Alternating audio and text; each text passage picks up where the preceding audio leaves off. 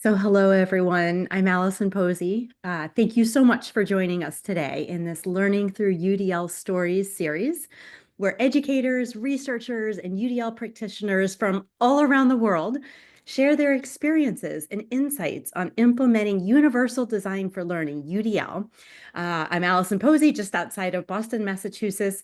So happy to be here with you to explore these real world strategies, the challenges of education and teaching and learning, and the successes to design learning environments that reach every student. I'm giddy for this second episode, so I'm going to try to refrain a little from being too Elmo-like, but I am so thrilled to be joined by my friend, my colleague for years, Andratesha Fritzgerald. She is the author of Antiracism and Universal Design for Learning. I do realize I have my backdrop off, so there. Oh, thank you. Showing up much better. She's a teacher, she's a leader in urban schools, she's an international presenter and speaker, founder of Building Blocks of Brilliance, where I think about the name of that all the time, just building and the blocks and the brilliance.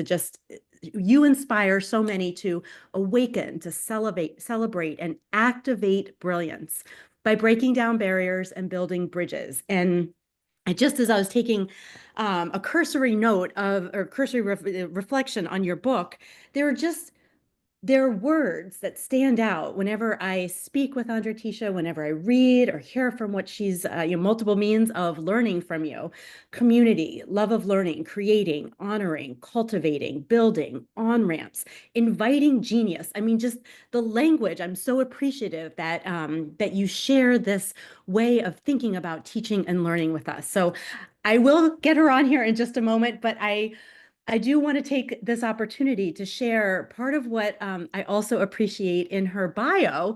She also describes herself as a self-proclaimed book nerd, which is why we opened the conversation with some book celebrations, a Jeopardy enthusiast. So I need you on my trivia team. And check this one out, an imagination expert. I want to be in that space. So I will invite you all to be imagination experts with us today.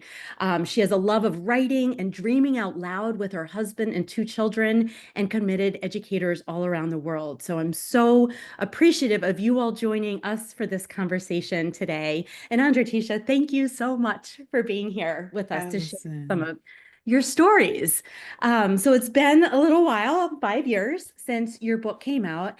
And so I'm so interested to hear a little bit about your education journey, what brought you to UDL, and think about some of the stories that have maybe shaped some of your work.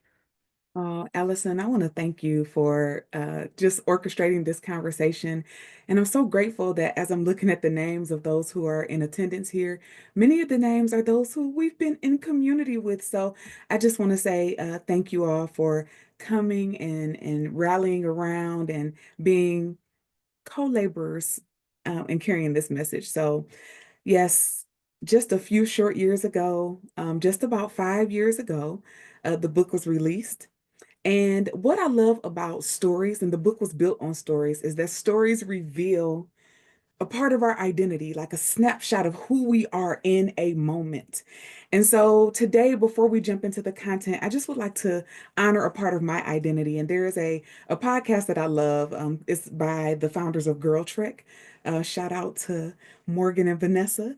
I feel like they're my friends, even though I just listen to them on their podcast. But they have an activity that they do, and it's called Daughters of. And so today, I just want to introduce myself or just to honor my lineage a bit. And I am Andratesha Fritzgerald. I am daughter of Antoinette, who is the daughter of Marcia, who is the daughter of Amanda, who is the daughter of Hattie, who is the daughter of Sophronia, who is the daughter of a name I do not know. But today I stand in the gap for all those names whose lives didn't have enough value for someone to even record the name, that today we speak your name. We stand on your shoulders and we reclaim this space, this path that you have carved out for us. And so I invite you today to just speak the names of those who have carved out a path for your identity, if it's initials or names, folks that have really spoken into your life.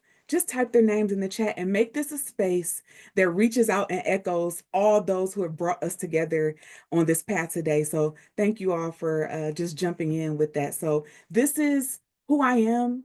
They are who have made me that way.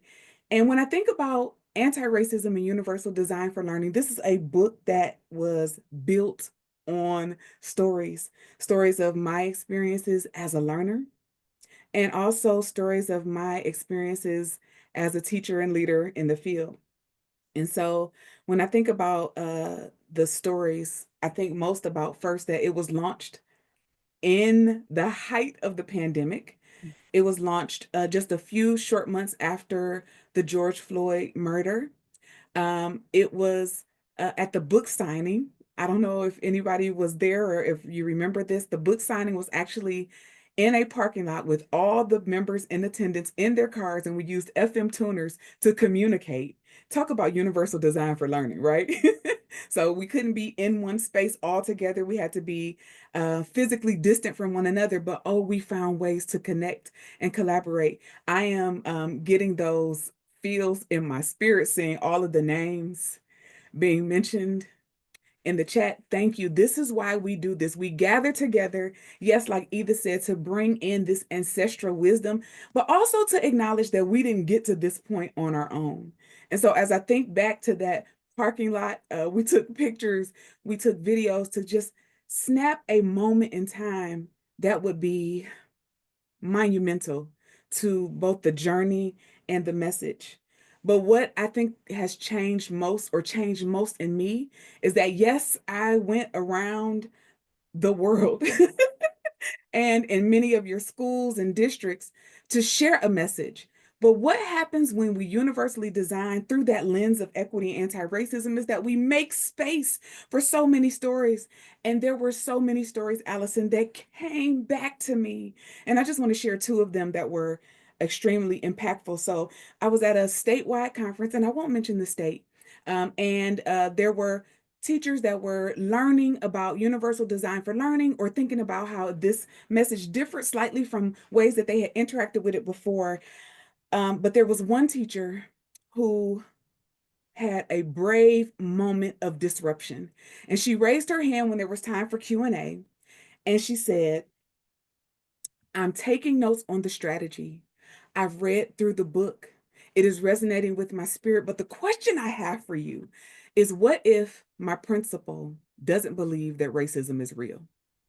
And it was a moment that we let hang in the balance of the room. And more than any answer I could give was the power of what happens when one person takes a beautiful step of courage to disrupt normative narratives, to say, there's something happening here that maybe others won't give voice to, but I will. And so I ask you today to think about, what questions have you asked as a result of your learning, your reading, your growing, your connecting? So that's one story that really weighed with me, that sat with me, that is a question that comes back to me, comes back to my mind and my heart often when I'm doing this work. The second thing that I want to share is that it was another statewide conference, and there were over 300 teachers and leaders in the room. And I had gone through an activity that really helps to explicate this power of learning in different ways. And so we had gone through the activity, teachers had a chance to debrief. The microphone was kind of going around the room, or people were responding electronically because I'm soliciting for their voice in different ways. And one teacher got the microphone, and I think she waited until the dialogue was dying down. And she said, this is the first time in my 50 years that I don't feel like I am dumb. I just needed different instruction. And she began to cry. She kept the microphone. She shared a little bit of her story. But I thought, what a sacred place when we can open up the doors and share who we really are, not who others have made us think that we are, when we can share what we really need and not take on a box that just doesn't fit us. This is what anti-racist universal design for learning started as, and what it morphed into is that there are many teachers and leaders who have received a warped narrative of who they are, operating inside of a box that doesn't fit them. and perpetuating some of the same harm that has been inflicted on them, trying to pretend that they're a certain kind of learner when all learners need to be welcome.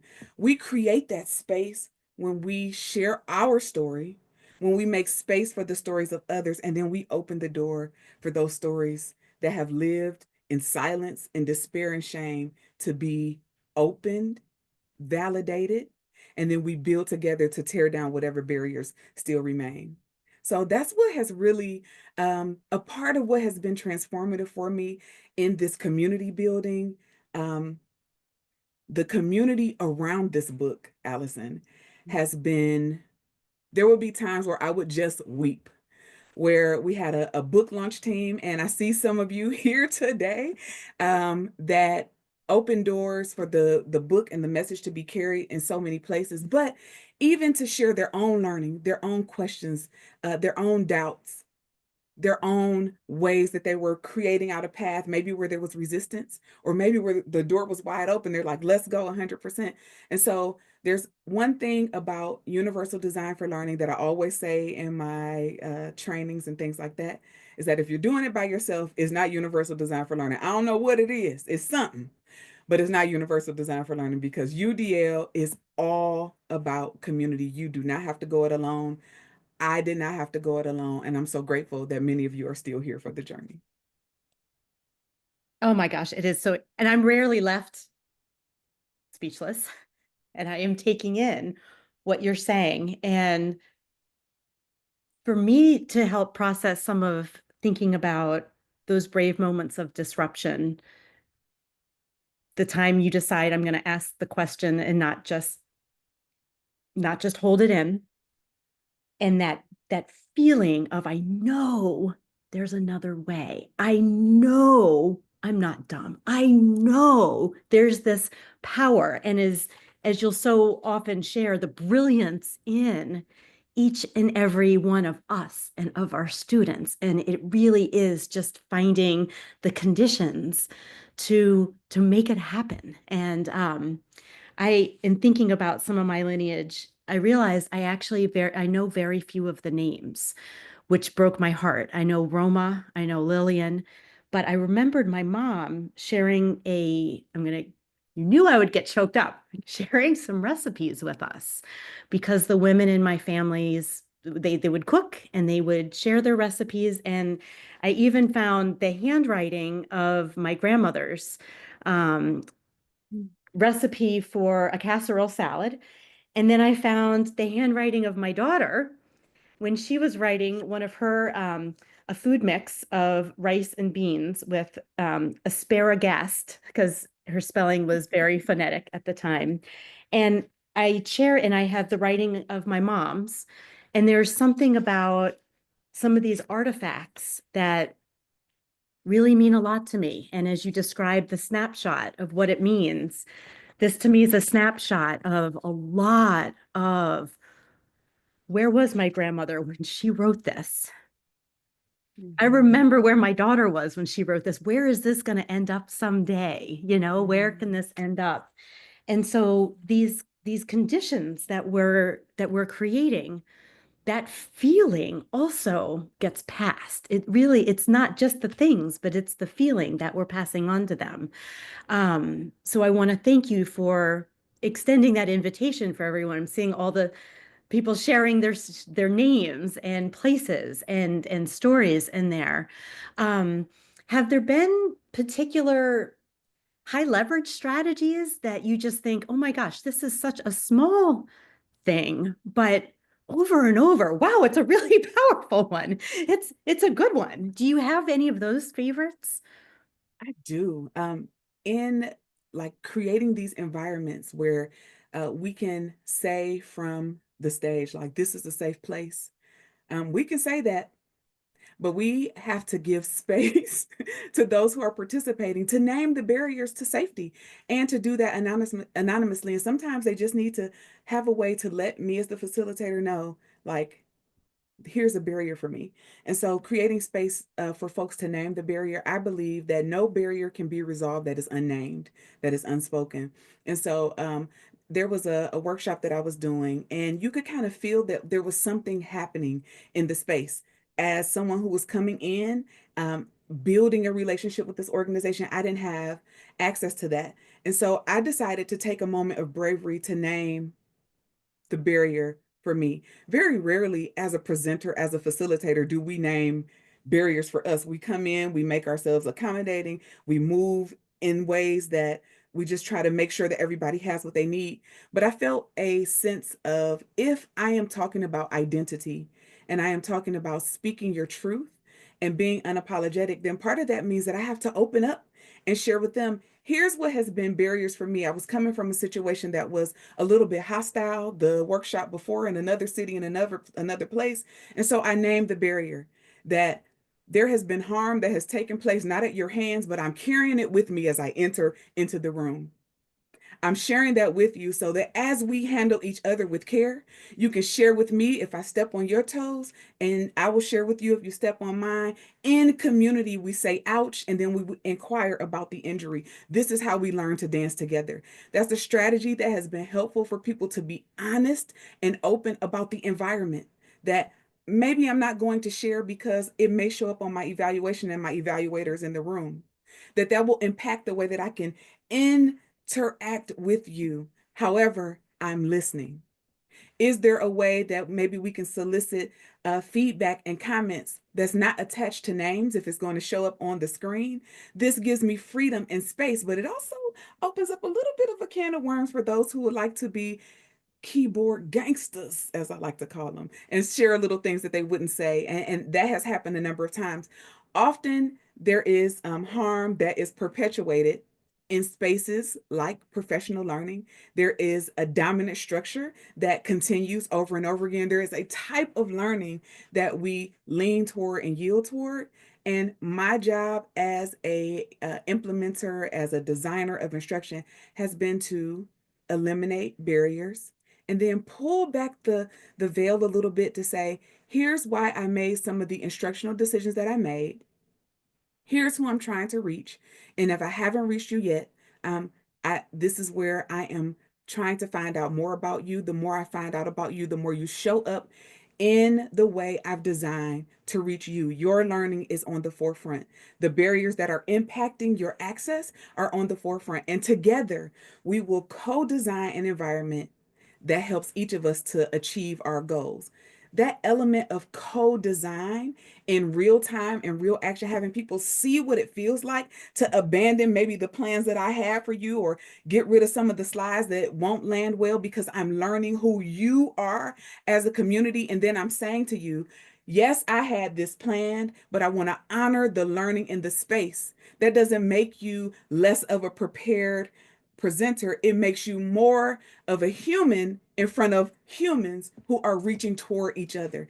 This is what I found to be most effective, that I name the barriers and then I name the goal of co-designing so that we all can learn together. And whatever is hindering that, we redesign in the moment to lift up the humanity of the group. And sometimes that means that we have to close the PowerPoint, allow the discussion to marinate, that we have to maybe move past some things that are arbitrary or surface and go deep, that we have to have different circles where learners, whether it is students, whether it's a higher ed, can come together. There's a strategy that I was encouraged to try from Monks. I presented at a conference called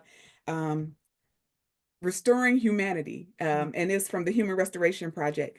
And Monks has and I don't know if you all familiar, but check them out. They are amazing. They have a strategy that comes from Australia, where in the learning session, you give learners a chance to choose Do I want to go to a campfire where there's an expert or a storyteller that is sharing a narrative around this topic?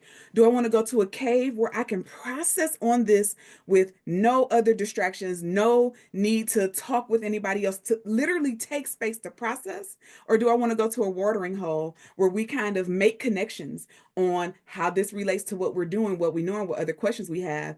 And so you can go to one of those three environments and simply process what you've learned and then offer to the community what it is that you are taking away. This notion of offering, of saying, here's what I have to give, or maybe sometimes just opening your hand saying, there's nothing I have to give, but I'm ready to receive. Honoring that across the spectrum and saying, whatever you have to give is welcome here, has been something that I've learned beautifully from and continue to learn and experiment and play with. I know you all know I'm speechless. But yes, one of the things I want to really value in what you're sharing is often we will get pushback that I don't have time to do this. And here you are with a group you don't know, and it actually didn't take you more time. It just took that vulnerability, that willingness to close the laptop and actually model what we hope educators and facilitators all around the world will do to get to know the humans in the room in the different ways that they receive and give, and recognizing that sometimes you need one more than the other, and we're there for you, either one. So I want to appreciate the time that you're making the space, providing the space, um, and it didn't take you more time. You didn't. It's not like you didn't have time for it. There's just something that's really powerful for me in that, because I know the pace of school is fast and hectic, and we're stressed and feel, especially this time of year, can feel run down. And I can't do this thing because it takes more time. So, I think oh, honoring mhm. participants by giving them what it feels like to be in a universally designed learning environment is so much more important than every bullet on the checkpoint all at one time. But giving them these experiences and then peeling back the veil to say, okay, now this is how I've made space for emotional variability. Or this is how I've made space for you to share with me in a number of different modalities what you know and understand. And your questions are a part of that. Giving learners, that's teachers and leaders as well, space to make sense of things, to have experiences, and dare I say, to play and have fun and laugh and engage in humor as a strategy. So we know that teachers' plates are full, and we know that they are looking for strategy that they can take back and use to their in their classrooms right away. But more important than an activity that's cute that you can go and do is the learning that is behind it. Can you honor the humanity of those who are in front of you, looking for you to make space for their learning? Freire always says that storytelling reflects the lived experiences, it disrupts the power structures, it helps us to envision this transformational possibility. How do we do that if we don't make space for teachers to feel what it's like to be in a universally designed learning environment, to sit and compare and contrast the difference between what is a traditional professional learning experience and a universally designed one? And then we also have to create space for dreaming and imagination. Space for dreaming and imagination. And space for dreaming and imagination also means that we have to confront the lie that nothing will change, that nothing will be different. We have to reject this unhopeful notion that there's nothing we can do about the barriers that we face. And in storytelling, we literally speak into existence another way to have reality shift and change. So when one person feels that I have been dumb for 50 years, even though I have degrees, even though I've gone through programs, even though I am teaching others, that we Mm. can disrupt that one reality and then send her off to shift that reality for students who may be hiding the same mistruth in their toolbox. And so when we think about how we use storytelling as a practice, Bell Hooks says that discussing storytelling as a practice of talking back to oppressive systems gives us the freedom to name the barrier, to dream the solution, and to co-create it until it comes into existence. And so when we think about storytelling, many times we dismiss it as just a magical, mythical berries and rainbows practice when it's actually revolutionary, disruptive, and it comes against oppression in a way that personalizes the protest and personalizes the practice for every participant. Will there be resistance? Absolutely. But resistance is expected on the road to change, and we make space for that. I tell teachers when we are coming together, when we are planning, that if there's skepticism, that's to be expected. Name it as a opportunity for growth, as a possible barrier. Again, barriers are not people. There's no part of your identity that is a barrier. Race is not a barrier. Racism is a barrier. And when we don't plan for the variability and the beauty of humanity that appears before us, then that becomes the barrier. So we have to continually interrogate our design and allow our design to be interrogated. And the more we learn about each other, the more we learn to dance and we can make something beautiful. So, yeah. The image of dancing is just, and when we think of the future of our next chapter together, as we start to facilitate and dream, bring to reality the dreams that we're having, I wonder what you all envision. So I'm opening the chat up here for questions that you may have for Andratesha. We only have a few minutes left.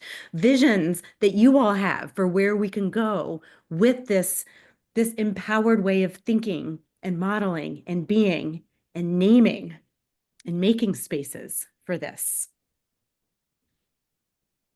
I love that Susan Push back. Johnson, not ready in math. Not ready for math. We are every context. We will say yes.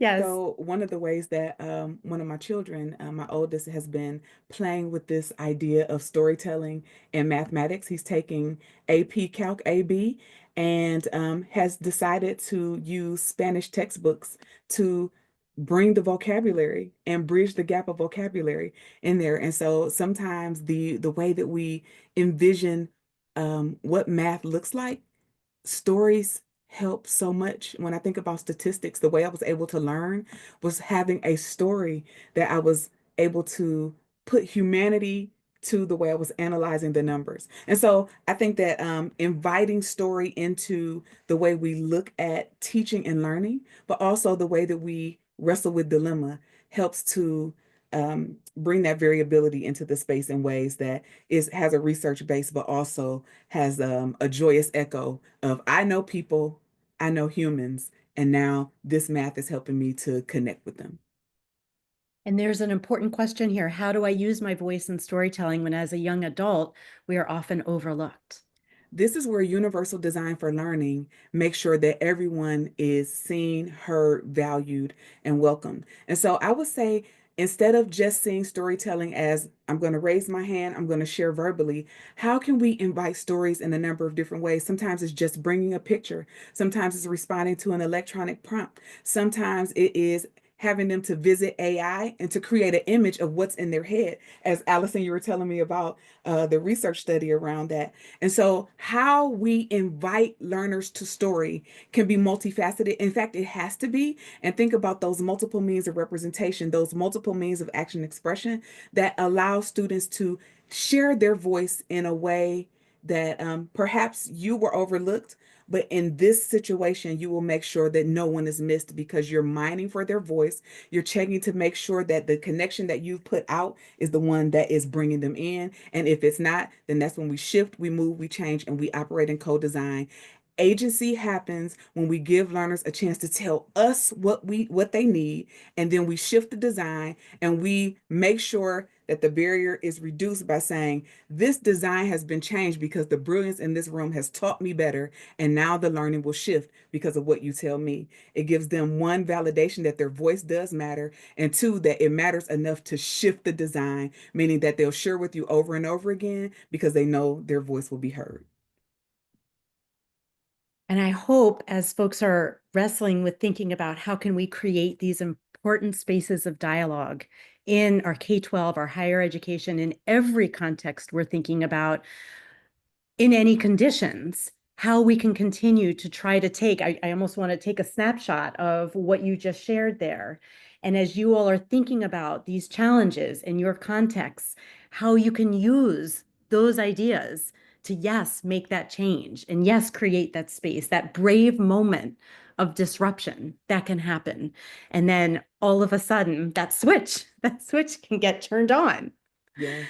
I Yes, see we can. there's a question in the chat and I want to respond. When we think about how do we move forward from this moment, CAST has a tagline that says, until learning has no limits. Our role is to keep moving forward, making a banner of what the limits are in learning, and then designing until those limits do not exist. For some of us, that will be on the legislative level. For others, it will be in our local context. But for some, it means in our classrooms, acknowledging where the limitation is our instruction, not some outside force, not something external, but what can I do? So in the sphere of your own influence, think about who you need to contact. Think about the bravery of the questions that are asked. Think about the ways that we can shift what we're doing to make sure learning has no limits. Speak what the barrier is. Lock arms with those who are dedicated not to shifting the message or changing the story or moving the narrative in a different direction, but inspiring hope where it matters most. Human to human, heart to heart, spirit to spirit, context to context, until learning has no limits. That is our role. That is our responsibility. The mission does not change. We move forward until learning has no limits. And I am so grateful and choked up again to get to lock arms with you today and all of you from everywhere in the world where you're joining with us. Thank you for being here with us. Please make sure that you follow up with so many of the amazing resources that you've been generating. Andratesha, we have your website, Brilliant Blocks of buildingblocksofbrilliance.com. Sign up for the newsletter. We'll be launching the Power, Honor, Action Network so that we can come together, dream together, and really make sense of how we move forward. So buildingblocksofbrilliance.com, sign up for the newsletter. Let's do this. We're going to post it. There it is. It's posted. We also have links to your book, to the leadership. It's a free leadership guide to really make sure that leadership has what they need to be able to make these. Thank you all for being inspired, for healed, for having poetry there. And we have a code for you all, a 30% off code. So please take advantage of that. We really want to continue this conversation in lots of different ways. So please connect with Andratesha. Thank you so much for being with us today. Honored, privileged, and have a wonderful, wonderful day. Tell your story, make someone else's story better. Thank you. And thank you to the tech team for supporting the webinar. We're appreciative of you.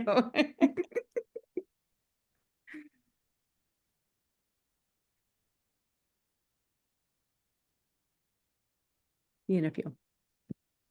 Thank you.